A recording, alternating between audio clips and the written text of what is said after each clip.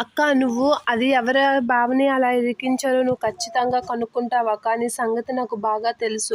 నువ్వు చాలా విషయాల్లో భరత్ విషయంలో వీళ్ళందరి విషయంలో బాగా కష్టపడి వాళ్ళని తప్పులేదని నిరూపించావు కదా! ఇది కూడా నువ్వు అలానే నిరూపిస్తావు. నీ సంగతి నాకు బాగా తెలుసు అక్క అని చెప్పి పల్లవి అంటూ ఉంటుంది. ఆ మాటలకి అవని అయితే చాలా స్ట్రాంగ్‌గా ఫిక్స్ అవుతూ ఉంటుంది. నిజమే నేను ఖచ్చితంగా మా ఆయన్ని ఈ కేసులో ఎవరు ఇరికించారో దాన్ని నేను ఖచ్చితంగా కనుక్కుంటాను అనేది అంటూ ఉంటుంది. నీ కెపాసిటీ నీకు తెలియడం కాదు లేదు గానీ నాకైతే నీ మీద చాలా నమ్మకం ఉందక్క. నువ్వు బావగారిని ఎట్టి పరిస్థితుల్లోనైనా బయటికి తీసుకొచ్చేస్తావు. నాకు ఆ నమ్మకం ఉంది. నువ్వేం కంగారు పడకు అత్తయ్య.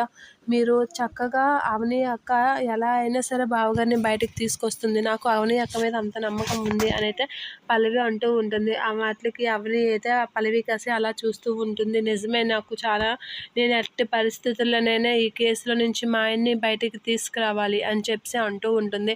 బయటికి తీసుకురావడమే కాదు మా ఆయన్ని ఈ కేసులో ఎవరు ఇరికించారో కూడా తెలుసుకొని వాళ్ళకి కూడా ఈసారి క్షమించే ప్రసక్తే లేదు. వాళ్ళని ఎట్టి పరిస్థితుల్లోనైనా వదిలిపెట్టను అని చెప్పి అంటూ ఉంటుంది. ఆ మాటలకి అమ్మో నేను టెన్షన్ పడకూడదు, చాలా నార్మల్గా ఉండాలి అని చెప్పి పల్లవి అనుకొని నార్మల్గా బిహేవ్ చేస్తూ ఉంటుంది. ఇక అవని అయితే పల్లవి కాసి అనుమానంగా చూస్తూ ఉంటుంది. ఇక పల్లవి అయితే నిజంగా నువ్వు నాకు తెలుసక్క, నువ్వు సాధిస్తావు. నాకు ఆ విషయం నీ మీద చాలా నమ్మకం ఉంది అత్తయ్య. మీరు ఎటువంటి కంగారు పడకండి అనేది అంటూ ఉంటుంది. నిజమే, ఎటువంటి కంగారు పడకండి అత్తయ్య. నేను ఖచ్చితంగా మా ఆయన్ని మీ బాబుని తీసుకొచ్చి ఇంట్లో పెడతాను. ఇదంతటికి కారణమైన వాళ్ళకి కూడా సరైన బుద్ధి చెప్తాను. ఈసారి మాత్రం వాళ్ళని వదిలిపెట్టను అని చెప్పి అంటూ ఉంటుంది.